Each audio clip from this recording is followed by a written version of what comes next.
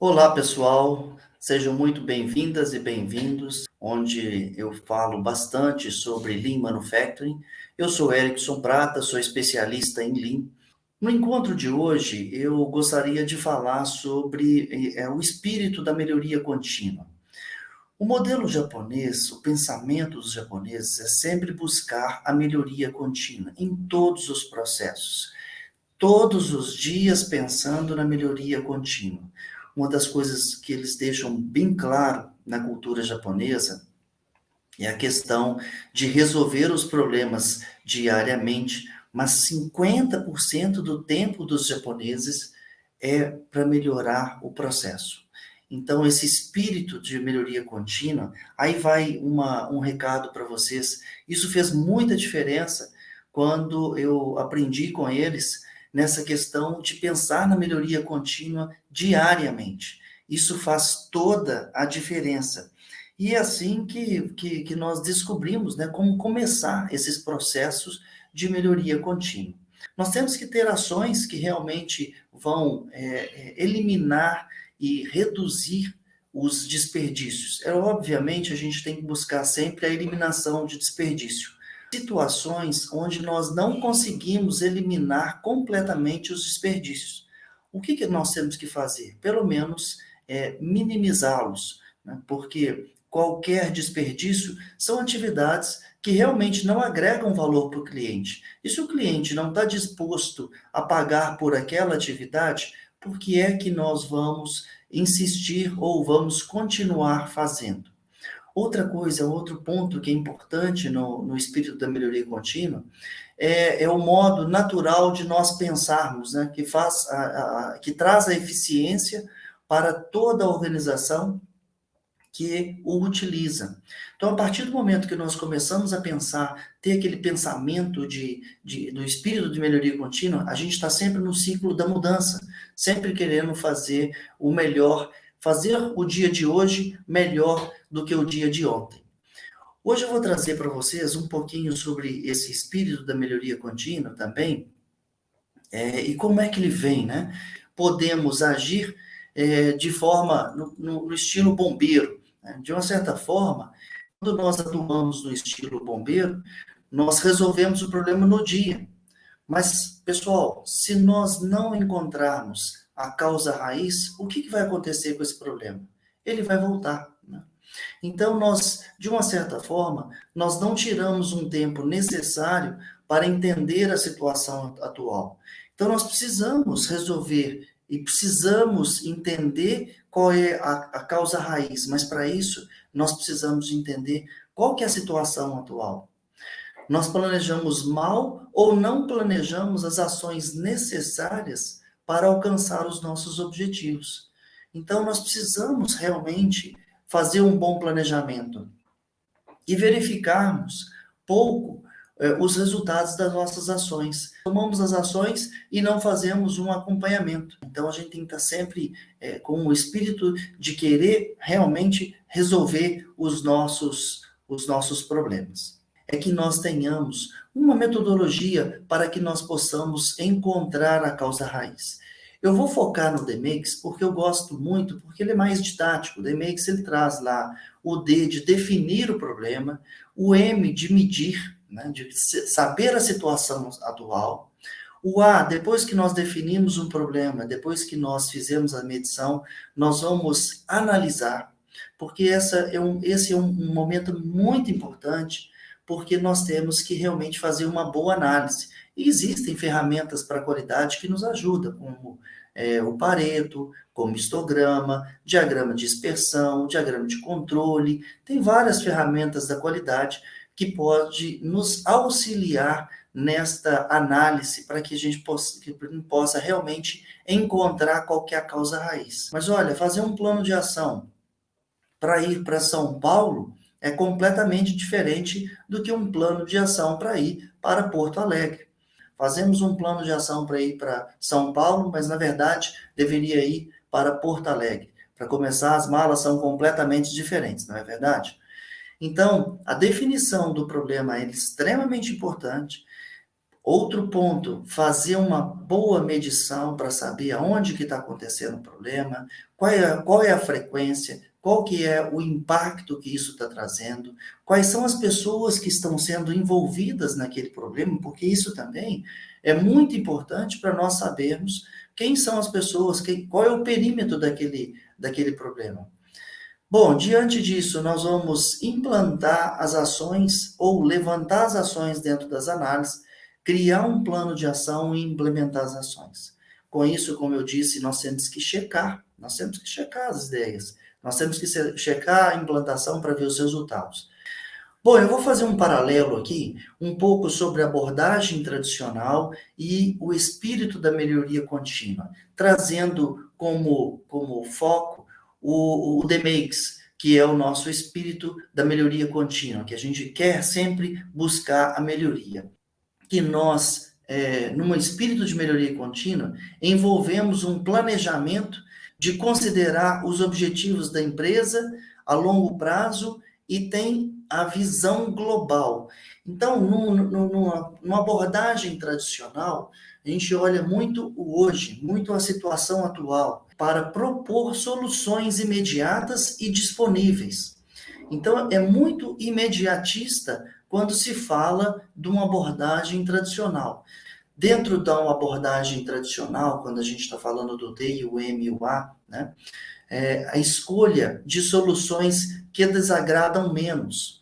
Numa abordagem tradicional, é muito comum nós encontrarmos aquela situação onde que nós queremos implantar uma ação que desagrada menos as pessoas. Numa abordagem de melhoria contínua, nós buscamos sempre a simplicidade e o consenso. Então, essa equipe ela é muito importante numa tomada de decisão. Numa abordagem tradicional, nós encontramos também muitas ações sem a validação dessas ações.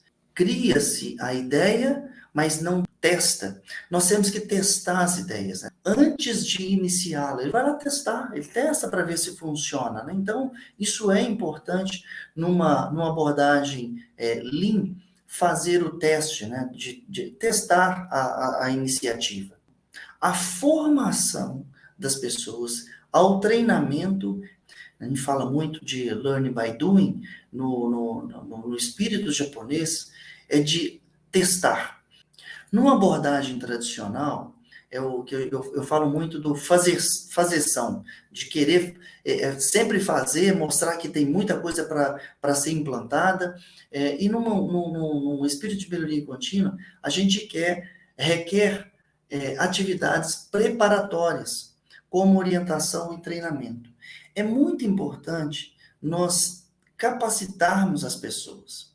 No espírito de melhoria contínua, antes de a gente fazer um processo de melhoria, nós temos que dar formação para as pessoas. Quais são os 7 desperdícios que é um processo que os integrantes precisam de conhecer?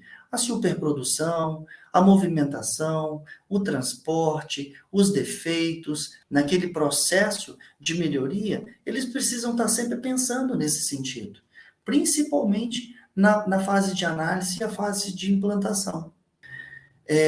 Já pensando agora na parte de controle, fazendo essa comparação, né, da abordagem tradicional e do espírito da melhoria contínua, no espírito de melhoria contínua, os problemas são imediatamente identificados. Eles são identificados e monta-se uma equipe para resolver o problema. No espírito da melhoria contínua, não é o problema que é o mais importante. Nós temos que focar na solução do problema. O que fazer para resolver o problema? Na empresa tradicional, procura-se sempre o culpado, né? Nós falamos que nós usamos os 5 quem. Desde lá do nosso berço, né? Desde criança, quando éramos criança, caía uma xícara lá, a própria mãe, o pai perguntava, quem quebrou, né? Dificilmente se pergunta o que aconteceu, né? Quem quebrou? É uma forma de lá no início, a gente já começar a trabalhar o nosso cérebro no quem. Um problema, a observação dos processos, ela se faz usando os 5 porquês. Agora vamos falar um pouquinho sobre a padronização. Como que é feita a padronização, essa comparação da abordagem tradicional com uma abordagem do espírito da melhoria contínua. Pessoal, numa cultura japonesa, o padrão de trabalho, ele é muito importante, porque ele é a forma mais fácil, mais clara e mais segura de fazer uma atividade, fazer uma atividade. Ele é a forma de nós colocarmos na prática aquilo que nós temos como melhor prática de uma forma, numa formalidade. Nós escrevemos o padrão. E quando nós escrevemos o padrão, é um padrão para ser seguido pela operação. Então, à medida que vão surgindo problemas na operação, porque surgem muitos problemas dentro do processo produtivo ou processo administrativo, e a partir do momento que nós temos um padrão, as pessoas, ou os funcionários, ou os colaboradores, podem resolver os problemas de acordo com o padrão que foi estabelecido.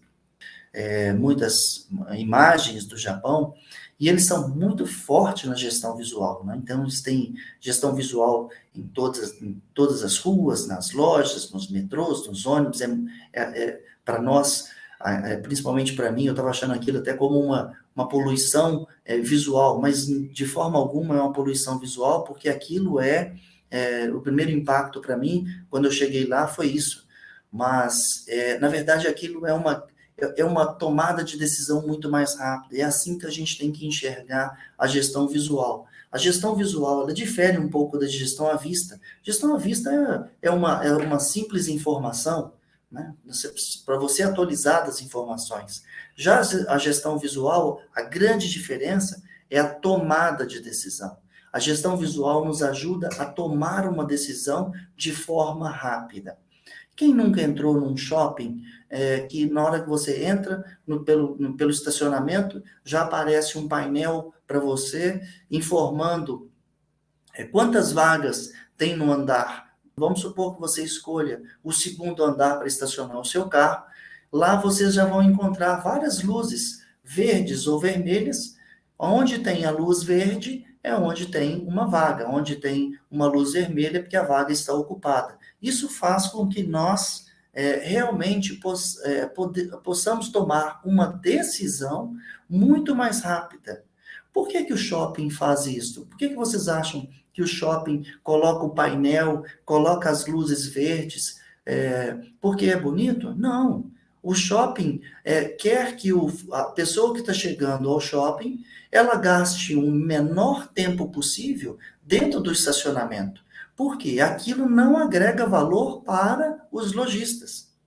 Então, quanto menor o tempo para estacionar, para pegar o carro, para tirar o carro e para pagar, isso agrega valor, isso não agrega valor nem para quem está comprando e nem para os lojistas. Isso é um desperdício. É por isso que os shoppings estão investindo na gestão visual. E aí, pessoal, esse é um grande exemplo que podemos trazer para as outras empresas, para as outras organizações. Esse é o grande foco da gestão visual, a tomada de decisão. Então, numa cultura de melhoria contínua, nós temos um triângulo, onde nós temos, resumidamente, nós temos um padrão de gerenciamento, nós temos o padrão de trabalho e nós temos a gestão visual. Obrigado, pessoal. Hoje era para falar sobre essa cultura da melhoria contínua, trazendo um pouco da comparação do tradicional com um pouco do espírito japonês. Muito obrigado.